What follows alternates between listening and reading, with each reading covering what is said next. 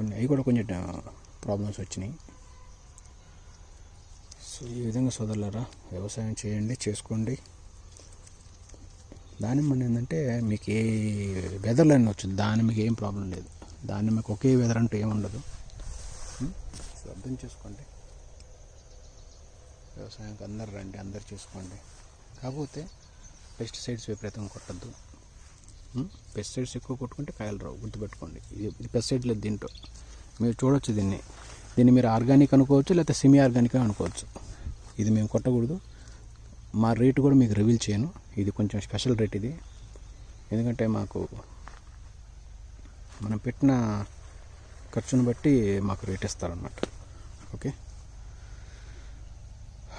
అదే విషయం.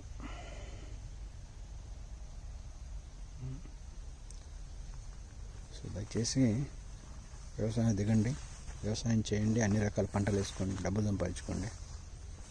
నేను చూసిన చాలా ఏరియాలో సోదరులారా ఈ ఏడు చాలామంది ఇబ్బందులు పడ్డారు, చాలామంది ఫెయిల్ అయ్యారు. అందరూ కూడా సోదరులారా చదువుకున్న వాళ్ళే, బాగా గొప్ప వాళ్ళే, మంచి నాలెడ్జ్ ఉన్న వాళ్ళే, మంచి ఎక్స్పీరియన్స్ ఉన్న వాళ్ళే. బట్ ఎవ్వరు సరైన ఫర్టిగేషన్ చేయలేదు సోదరులారా. ఆ పిండి మీద డిపెండ్ అయి ఉన్నారు. నేను ఎదురు చూసిన వీడియోలన్నీ కూడా దాదాపు వాళ్ళందరూ పిండి పైన ఉండి చేశారనమాట. సైంటిఫిక్ వేలో ఫర్టిగేషన్స్ ఇచ్చుకుంటే చేసిన వాళ్ళు చాలా తక్కువ మంది, అరుదు, అందరు చేయరు. అది లైట్గా అందరికి నచ్చుతుంది. అక్కడ అయిపోయిందమ్మా. अच्छा हो गया खत्म? नहीं है भैया, अभी भी बाकी है. ये लाइन में आ रहा है आप लोग? वो उधर खत्म हो गया, लास्ट वाला खत्म हो गया.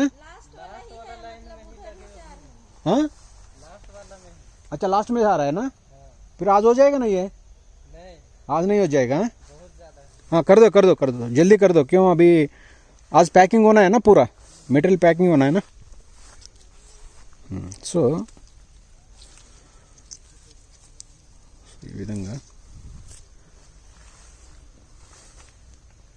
వ్యవసాయం అనేది సోదరులారా only knowledge and brain, that's all. వ్యవసాయం అనేది కేవలం ఎక్స్పీరియన్స్ అండ్ టాలెంట్, అంతే, దట్స్ ఆల్. వాతావరణాలు లేకపోతే మా ఏరియాలో వచ్చుద్దా, మా ఏరియాలో రాదా, ఇదంతా ఏంటంటే ఉత్త తప్పు మాటలు, అబద్ధపు మాటలు అయ్యి. రైతులు ఏంటంటే నిజాయితీగా కష్టపడి సోదరులారా డబ్బు మీకే సంపాదించుకుంటారు, మీరే బాగా సంపాదించుకుంటారు, మీరే హ్యాపీగా ఉంటారు. వ్యవసాయం అంటే పెద్ద ఏమన్నా, ఇప్పుడు ప్రపంచంతో వ్యవసాయం చేస్తున్నారుగా, మనోళ్ళే చేయట్లేదుగా. సో చేసేది ఏంటంటే సైంటిఫిక్ వేలో చేసుకుంటే పంటలు వస్తాయి అన్నమాట.